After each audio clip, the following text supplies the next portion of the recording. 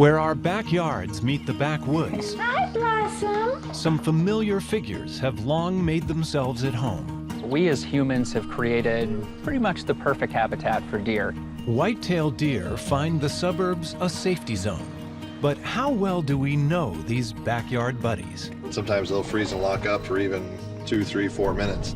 It's time to take a closer look at the private life of one of our closest neighbors. When filming, I'll see them stomp. They'll do that to get the attention of other deer, to alert them that something might be dangerous. New perspectives reveal a complex society. We saw a lot of antagonistic kind of behavior that we might have expected between males during the breeding season, but we also saw that kind of interaction among females as well. And a rare vision that roams North American woods. It stood for 5 seconds maybe, eyed me, and took off and was gone.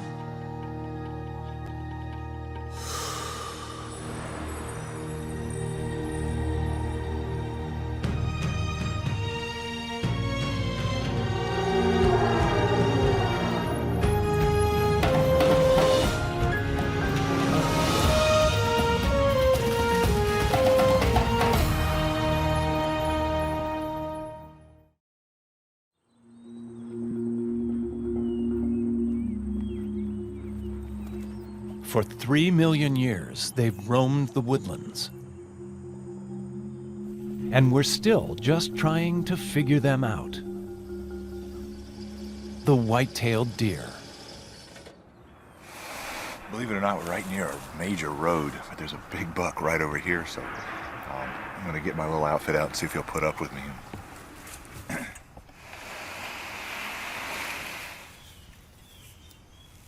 Cameraman Mark Emery has been filming whitetail for the past decade, tracking them through forests and meadows. He knows that familiar as they are, still the whitetail keep their distance.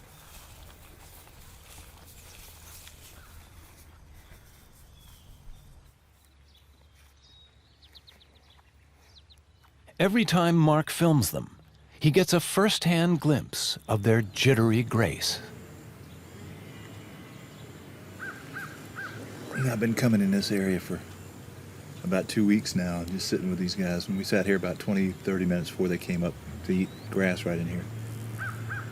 And as long as you make your movements very slow and take your time, they'll stay around for a while. And if you do something a little goofy, boom, they'll take off.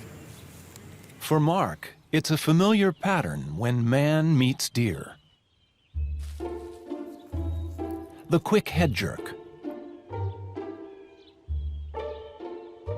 The skittish movement. The gaze into the distance. All the senses are at work. Surprisingly, the deer aren't seeing much of anything at all. Nearly blind by human standards, deer have trouble seeing defined shapes. All they can really make out is movement.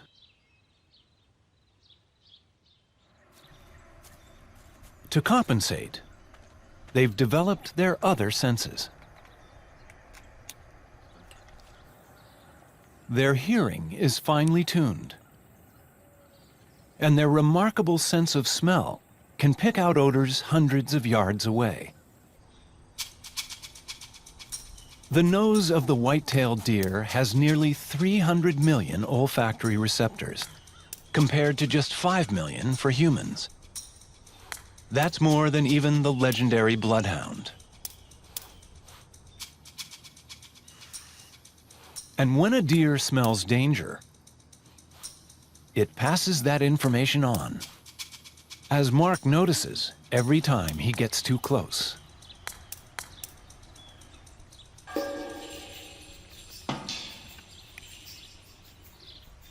When filming, I'll see them stomp.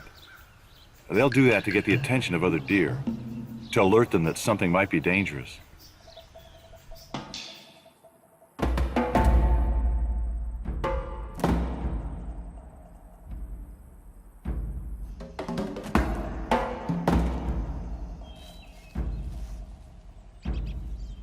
The white tail for which they are named is not just decorative.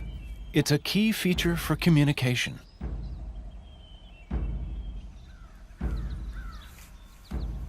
I've seen the tail come up slowly,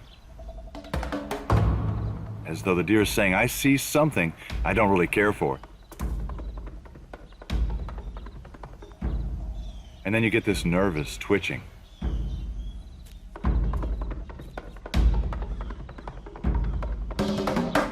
When the tail goes up, it's a signal for all around.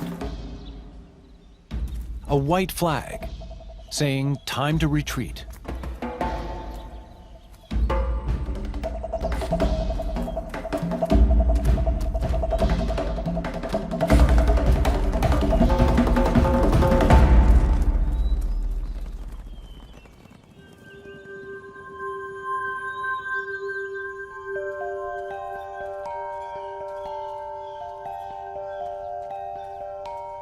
White-tailed deer may seem elusive, secretive, but there's a reason. They live on the boundaries, the borderlands, making a home for themselves in the places between worlds, the spaces between the wilderness and the man-made. It's the habitat known as the edge, where farms meet the forest, and backyards meet the backwoods. Ironically, the human clearing that might harm other species or deprive them of living space works the exact opposite way for the adaptable deer. It allows them to succeed, even thrive. Some say they may be doing too well. Just a century ago, there were less than 1 million deer in North America. Today, there are nearly 30 million. No wonder it seems they're moving in right down the block.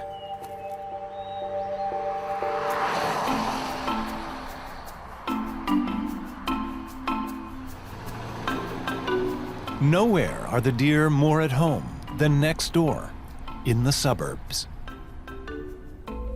We as humans have created pretty much the perfect habitat for deer. These are areas that have a wide diversity of plants that deer can eat versus, say, a rural forest. One town that knows all too well about the deer, Cayuga Heights, New York. We know that in Cayuga Heights, in general, we have about 100 deer per square mile. What we need is far less than 100 per square mile, probably more like 5 per square mile.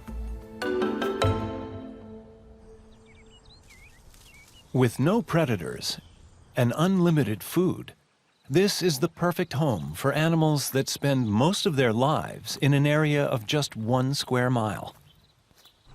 That's why residents see the same deer family year after year.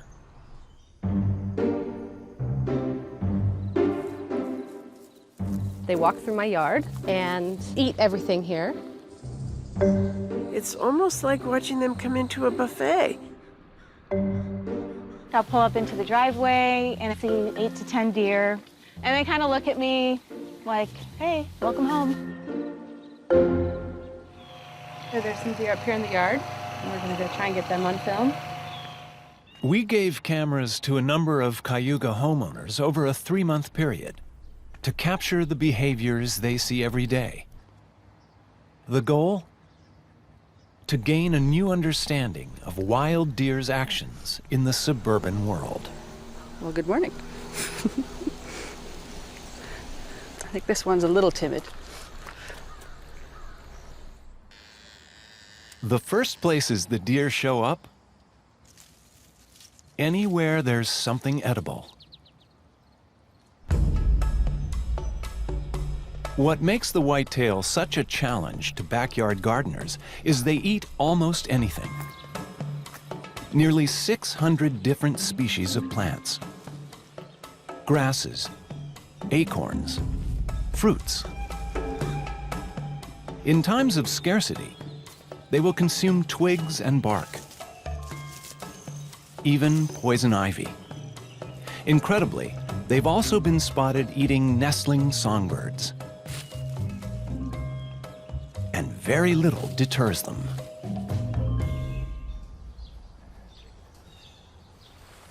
We're in the backyard, on the side. The fence is 6 feet high, and they have jumped over it, which amazed us.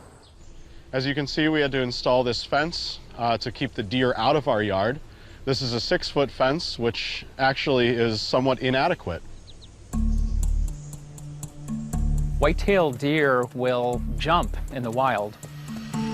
They use this technique to evade predators and to just overcome an obstacle that's in their way. We had to build a really tall fence because deer were continuously jumping over it.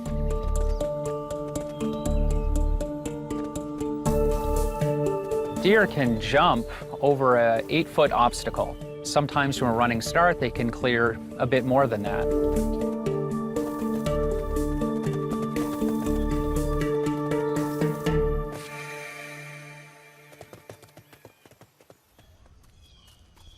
It's no wonder a fence isn't much of a deterrent. The deer need to consume up to 7 pounds of food a day. But these voracious eaters don't have upper front teeth. They chew by pressing their lower incisors against a pad on the upper gum. After these meals, the homeowners captured their first footage of the deer seemingly lazing the day away. Sunday morning, and there's about 4 deer just bedded down in the backyard. To the Cayuga Heights cinematographers, it may seem like a siesta, but the deer are actually doing something crucial. They're digesting. Deer are members of the same ungulate family of hoofed mammals as cows and buffalo. Like cows, they have a 4-chambered stomach. They eat quickly. Then later, they cough up food and chew it again. It's a vital part of their eating cycle. And the reason they sometimes seem to hide during the day. Finding cover away from prying eyes, they disappear into the shadows to digest. But they're often a lot closer than you think. The crew decided to reveal the secret of this magic act by shooting a regular high-def camera side by side with one that picks up a thermal imprint. They were able to show where the deer go, a private world that's sometimes right under our noses. A thicket of branches is all it takes to make a deer invisible during the day.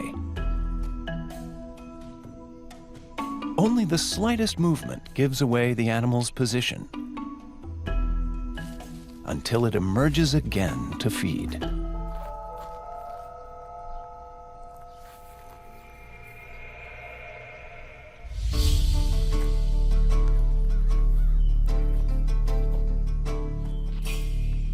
The hunt for food brings the whitetail into our lives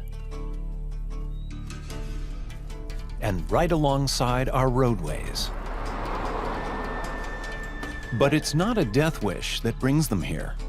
This is another edge where they actually thrive. They can be along the side of the road for a number of reasons, but in general, it's about the growth along the edge of the road. What happens is you get more sunlight coming to that area. You'll see all these trees are pushing more branches out, competing for the sunlight along that edge, and you've got fresh growth and all kinds of things. So animals tend to cruise these edges looking for food or nutrition. Here along the roads, deer are walking a fine line, and that line can be deadly. In a suburban environment, deer have to cross roads all the time. Deer vehicle collisions comprise most of the mortality in these areas. But evidence of a deer's adaptability is they get to learn cars and what motor vehicles mean. The older deer tend to cross these roads very cautiously.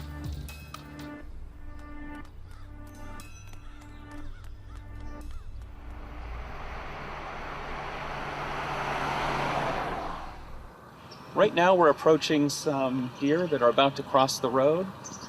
It's early morning and they're out feeding. Deer wanting to cross the road, but we have a school bus coming at the same time. Now the adult doe is coming up to the road, being very careful, pausing, looking both ways. The deer looked to the left, looked our way a bit, and is crossing slowly. The younger deer will likely cross right after her, and they'll just run out in the road. Fawns get into all sorts of trouble, just like human kids. This is a fawn crossing the road, not looking. And there's another fawn crossing.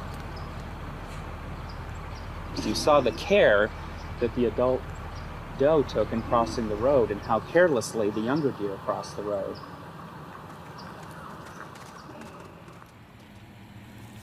Fawns and does alike. The survivors learn how to live on this dangerous boundary.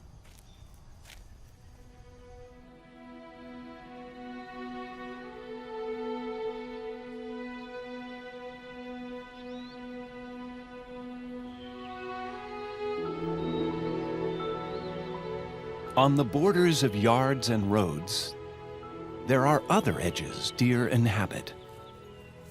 The edges of the day. Deer have natural rhythms throughout the day, and the period that they're most active is in the early morning or the late afternoon. And that's when they do a lot of their feeding, and this behavior is known as being crepuscular. Crepuscular.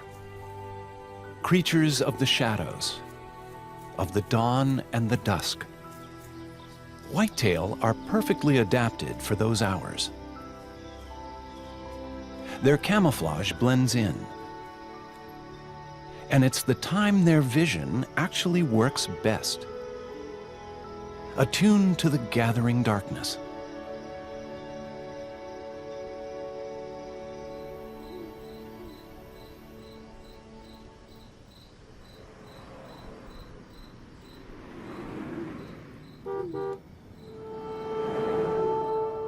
But for the deer, this sensitivity to the twilight world has one built-in flaw. The famed deer in the headlights effect. Deer are interesting. They have extremely good night vision, and a part of the reason for that is they have more rods than cones. And what rods do is they collect more light. Having more rods, they're able to see better in darker situations than humans can. But the downside to that is if you shine a light in their eyes, it doesn't harm them, but it makes it a lot harder for them to see. So that's why sometimes you get this deer in the headlights look. Surprisingly, fear has nothing to do with this well-known reaction. Too much stimulus overpowers their visual cortex. The entire brain locks down, and the deer can't do anything else.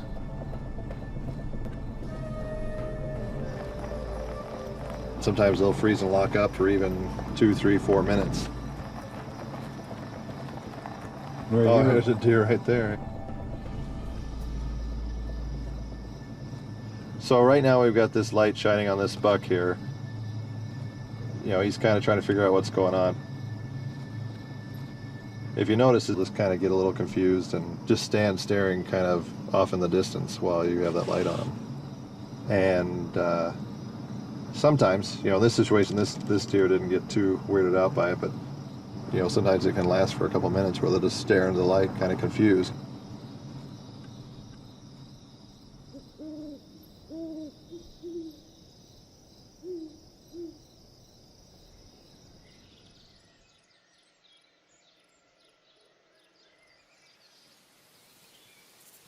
From dusk to dawn, from season to season.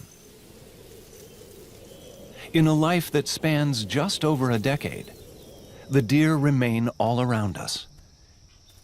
And at no time are they more visible than during the rut, the breeding season that begins each autumn. The rut marks a time when deer become less cautious and more active. So bucks, when they're normally very secretive, tend to be out and about and more visible.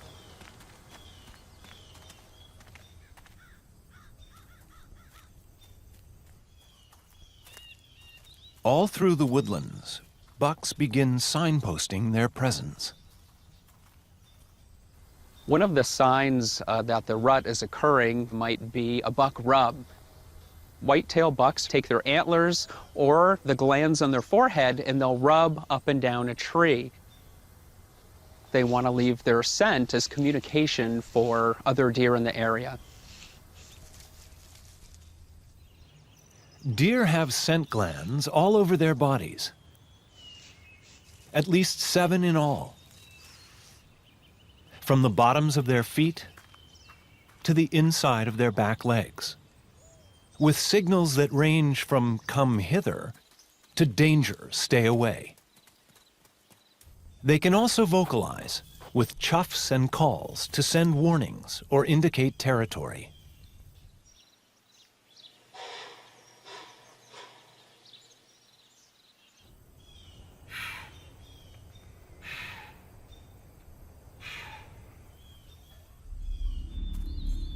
And all these signals come into play during the rut.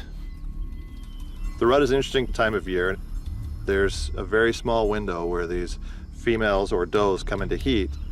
You have 5 days or 6 days where all these animals come into heat all at once.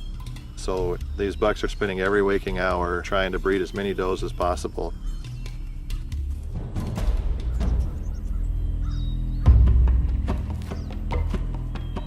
Now the competition for mates begins. And the stags call on their antlers. Regrown from scratch every single year, this is the fastest growing tissue on Earth, expanding an inch every 2 days.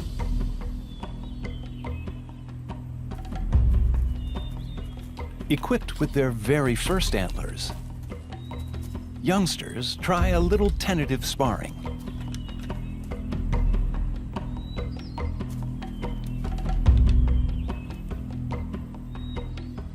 But for the adults, the rut is a time for full-on combat.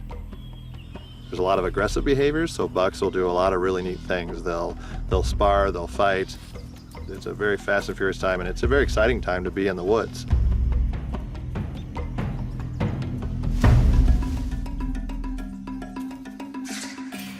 The battle has all the ritual steps of a duel. The slow approach.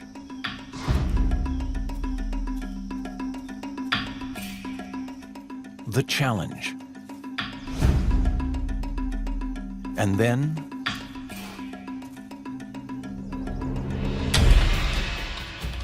the clash.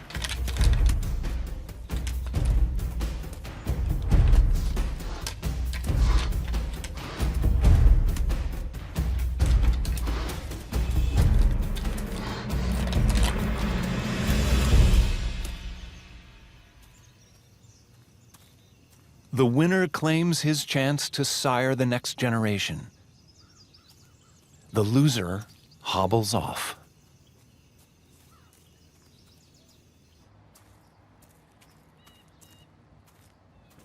Nowadays, the rut is not just the call of the wild. It's seen in parks and backyards. Cornell ecologist Bernd Blossy has found a buck on the prowl, on the fairway of a local golf course. So we're in the middle of the rut, and I just spotted a buck here that is guarding a doe. What they typically do, they try to isolate a doe that's in the right stage of the estrus cycle, and then they spend a significant amount of time with her, guarding her, fighting off any any other bucks until she is ready to be bred. He's watching us, but I've seen him glance over to his left side too, as if there's a doe that's still bedded down. So that's his prize right now, and he doesn't want to leave his prize alone. See how he's looking over to his left side? He's not ready to leave. So we can try to sneak around and see whether she's still there. He may be staring at her.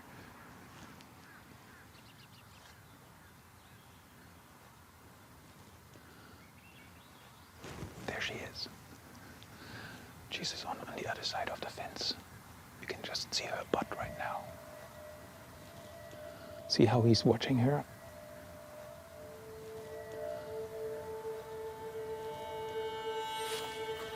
She just ran away. He will try to go around and cut her off, and he will just use his nose to figure out where she is. Because there's such a small window of time when does come into heat, bucks want to be sure they don't miss their chance.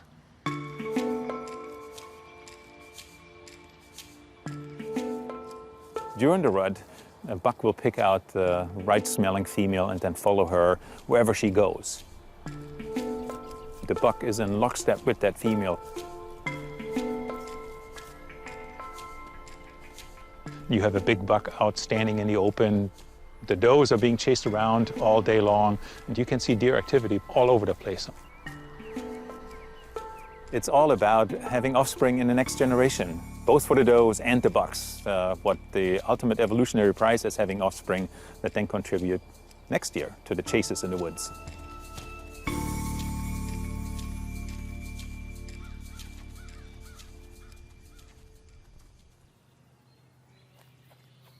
While the clashes of the rut get so much attention, other interactions between deer remain more mysterious. Biologist Josh Millspaugh wanted to see those relationships in a brand new way. What we're doing is we're putting cameras on deer and we're monitoring what they see and what they hear real time. That's a completely different perspective than we've ever had.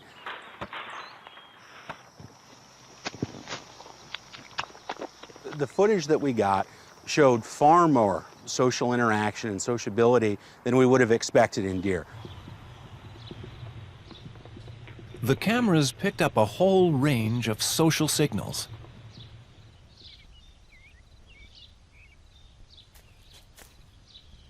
The deer sniff each other when they meet.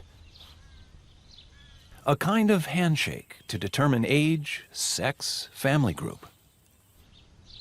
They'll groom each other, not just to remove parasites, but to maintain their bonds. And displays signal their status. Dominant deer walk with head held high.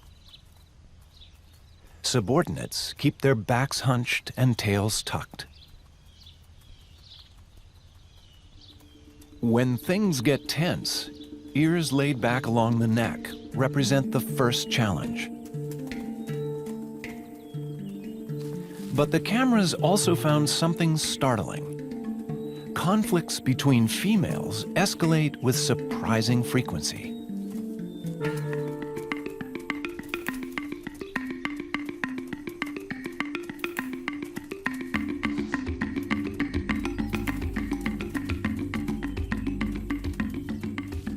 We saw a lot of antagonistic kind of behavior that we might have expected between males during the breeding season. But we also saw that kind of interaction among females as well. There was just a lot more social interaction than we expected. The video provides an opportunity to lift the veil on deer to see the way that they interact in the wild, the way that they make a living in their environment, in a way that we have never been able to see before. If Millspaugh is learning how deer interact with each other, Our suburban observers back in Cayuga Heights have been using their cameras for nearly 2 months to gain insight into another aspect of deer behavior: the way deer handle the threats around them. This is McEwen, a family dog, and coexists with the deer. Doesn't think they should be on his property, so he chases them just a little bit. And I'm hoping to videotape the dog interacting with the deer.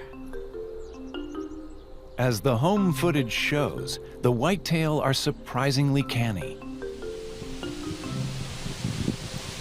Okay, McEwen, go get him. Deer can learn and adapt to a suburban environment. They can get to know individual dogs and which ones are okay and which ones aren't. Over time, they might become habituated to the dog and become okay or not afraid. The deer stop and turn and look at him as if to say, okay, we're done with our chase for the day. Because he only goes just to the edge of our property line, and then the deer seem to know. And another example might be deer not being afraid because they know the dog is on a leash and it can only go so far. So here's Trigger, and he needs to go out in the backyard. A lot of deer out there. He chases them. As you can see, this one didn't even move. The deer clearly grasp the limits of the danger.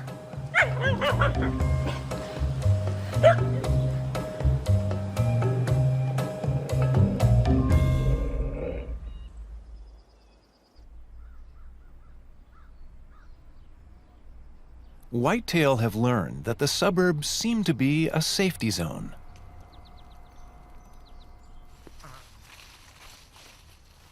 Ecologist Bernd Blasi wants to see how deer handle an unexpected threat. We're in the village of Cayuga Heights. We have plenty of deer activity in this area. And now we will see how they respond to a small pack of coyotes, in fact 3 of them, that we will just set up here. We will see whether this works with the coyote cutout here. It's a good place to try it because it's a backyard that is being frequented by deer, and we should be able to capture some change in deer behavior. A trail cam is installed to track the deer's reactions.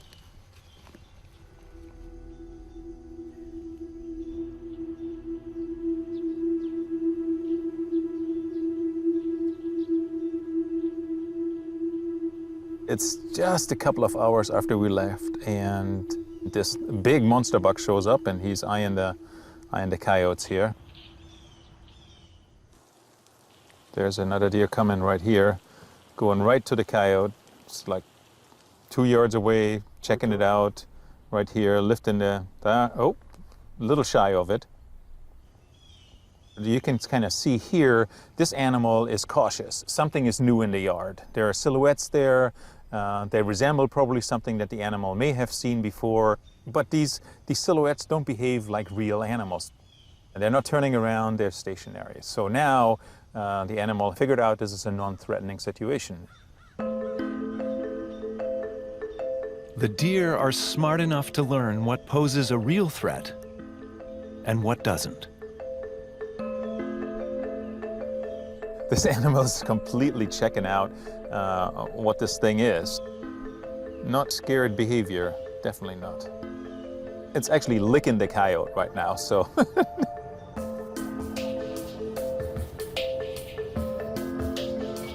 So it's very clear that they're adaptable. They encounter all kinds of different circumstances and they need to be able to respond to that. And that's what we're seeing here.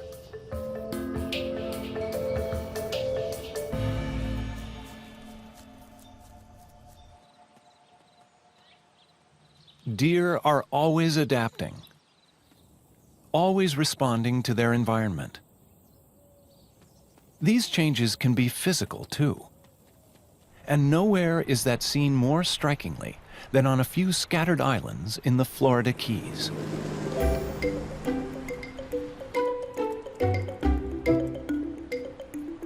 They're called key deer, the whitetail in miniature.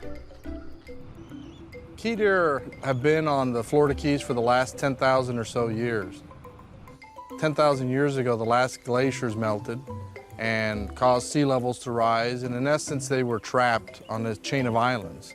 It's believed that they came from the mainland, Florida, though some also believe maybe they came from Cuba. The majority of them are found on two islands, Big Pine and No Name Key. Tiny worlds cut off from the outside, islands push evolution to extremes. Larger animals tend to shrink over generations.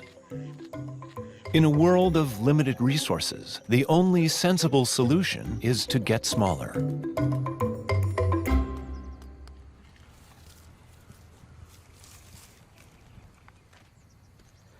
Here's a full-size adult female key deer. Shoulder height, they're less than 36 inches. It's a very small deer. If this was a regular white-tailed deer, it'd probably be about this tall.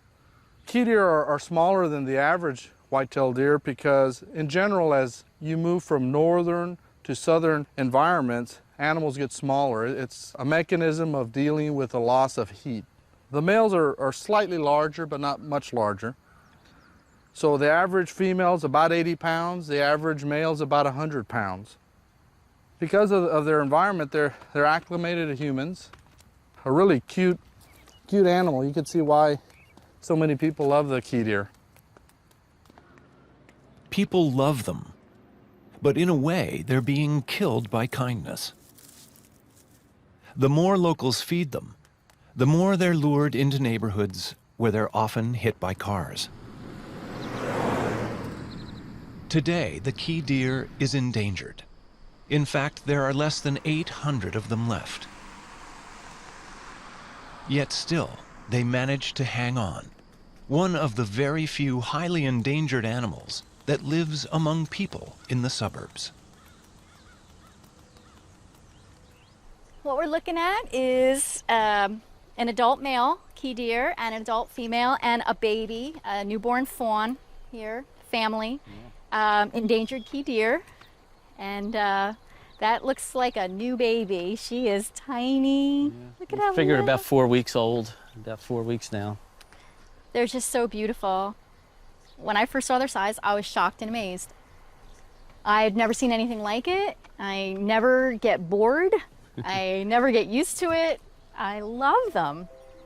I mean, it's just pure innocence. It really, I mean, good grief. I had a cat that was bigger than that. I know, look how curious she is. They're so curious when they're small, too. So amazingly beautiful and gentle.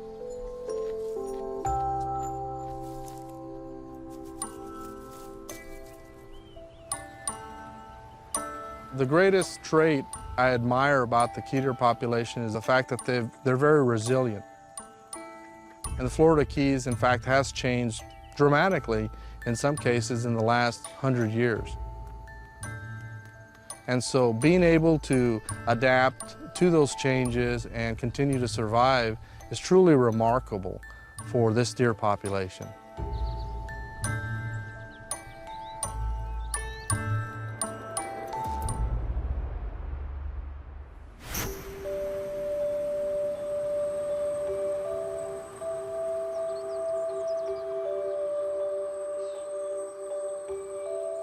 For the whitetail, one of the rarest variations of all is not size, but color. The legendary ghost deer.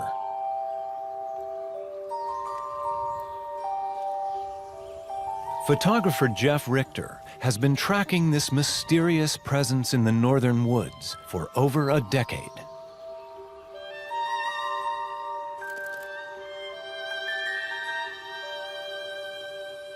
I think in many respects that they're a ghost in both a physical sense and a mental sense.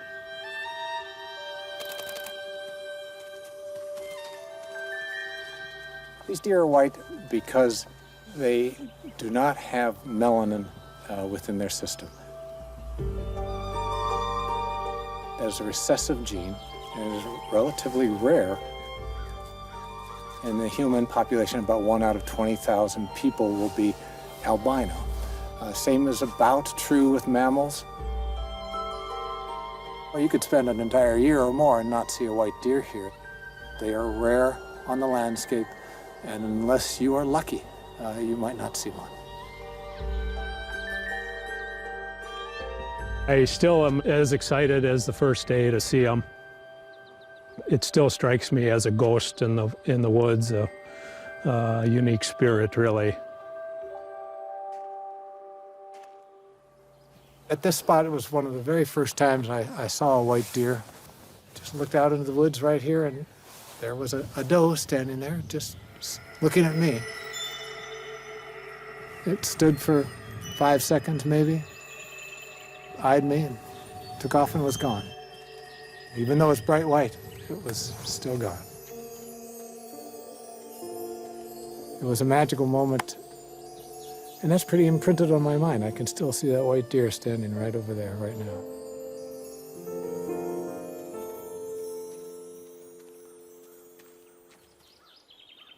Almost without exception, all the people I've talked to always remember where they were and where they saw their first albino deer. They just stick with people in a way that very few other animals do.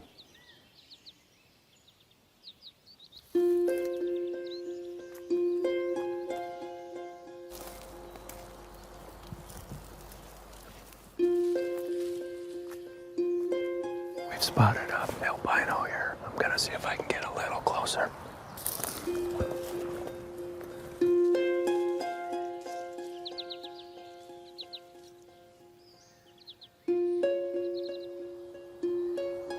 Looks like she bedded down just in front of us.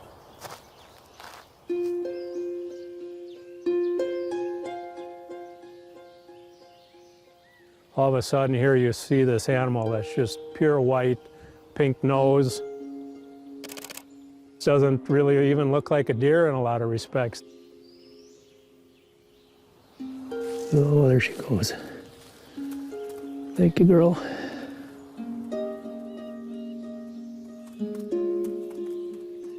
There's something a little magic about it.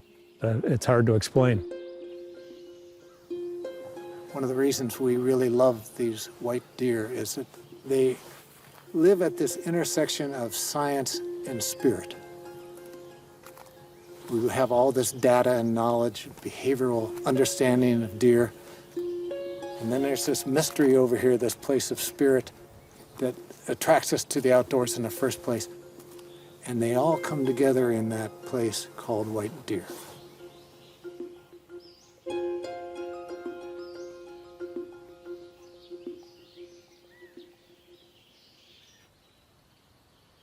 The white deer may cast a certain spell, but all deer have their own special moment of magic.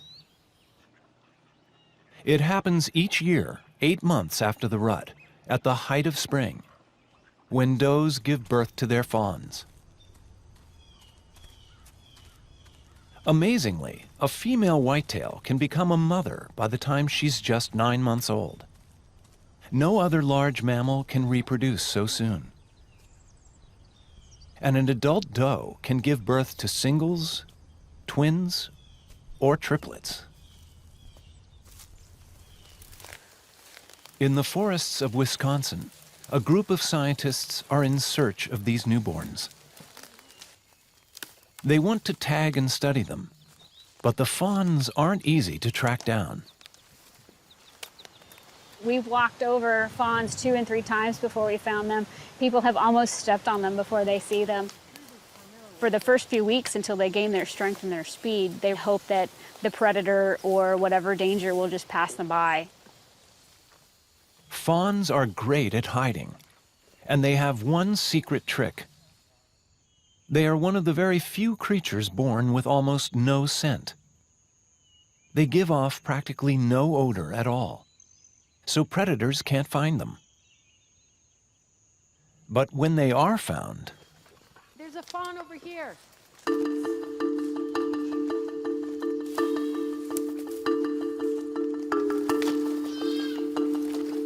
the fawns have almost no defenses.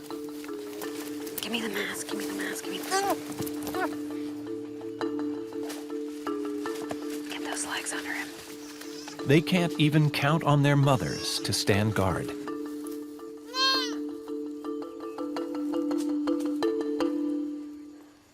Whitetail deer are not known for defending their fawns.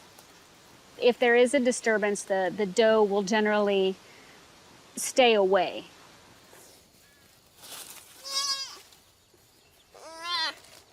Bleating, that's the noise that they make. That's an alarm call. It's trying to get either the doe's attention or to warn any twin that may be in the area that something bad is happening. They rely on their hearing a lot more than they do their eyes, and we put the blindfold on them, but that doesn't mean that they still don't know what's going on. Their camouflage is really rather remarkable when they lay completely flat in litter like this. If they were solid, this reddish-brown color, it would be a lot easier to spot them, but with the light colors, it just helps break up their shape and mix in with sunlight to help camouflage them even more.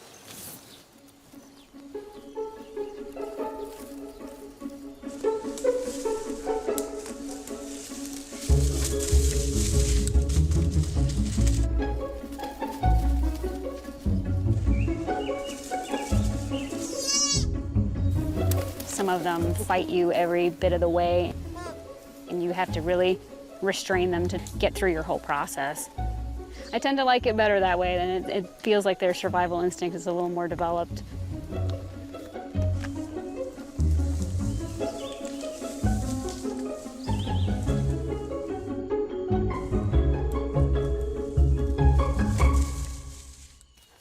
And so a new generation of deer is born into the forests.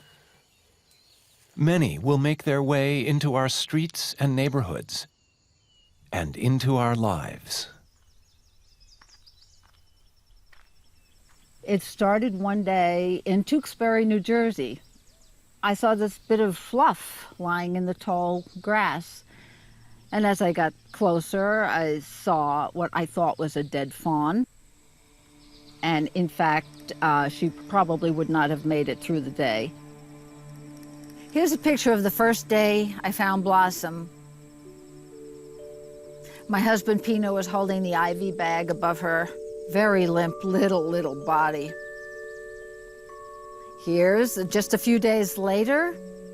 I'm cradling her in my arms, and so is my husband. This little baby pretty much was dead. Whoops.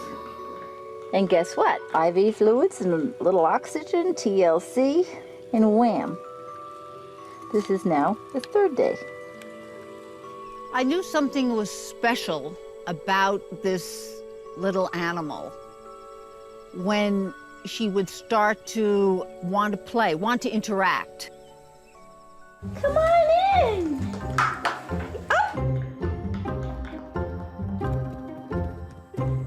Her curiosity was so deep.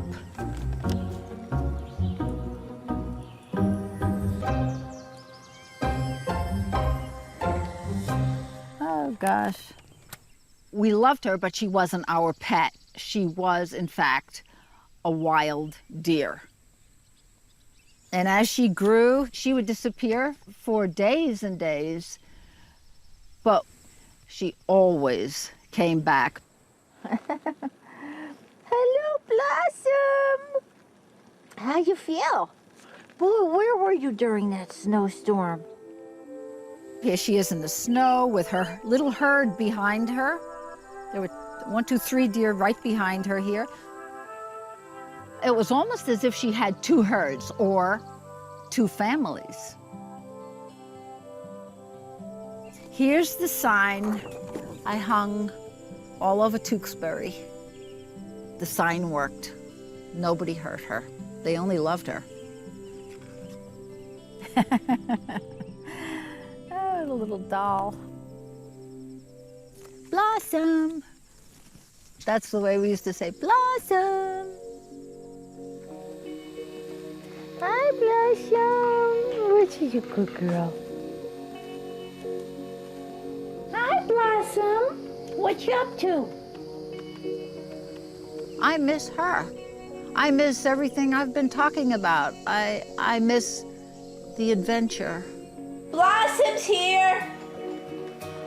In the kitchen! I miss what next thrill is around the corner. Hello, girl! Oh my God, look in the back. There's a big buck.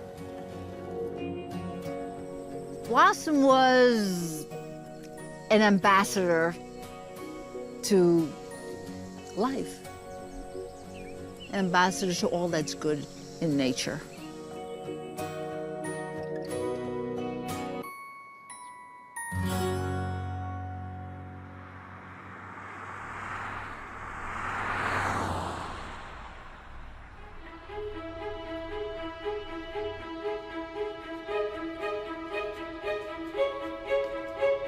Present as the whitetails are around us, they are never domesticated, never truly tamed. For some of the suburban homeowners, after 3 months tracking the deer, their cameras revealed a truth long forgotten. Oh, there's one hiss at us. Even here in the suburbs, these are wild creatures. Filming the deer gave me a little bit more insight into what they're doing besides just eating the gardens that I created. I got to see them more as wild animals, and I like to be able to see that version of deer.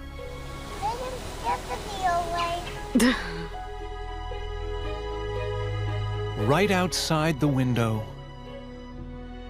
just beyond the door, they are a link back, a reminder of the wilderness that surrounds us still.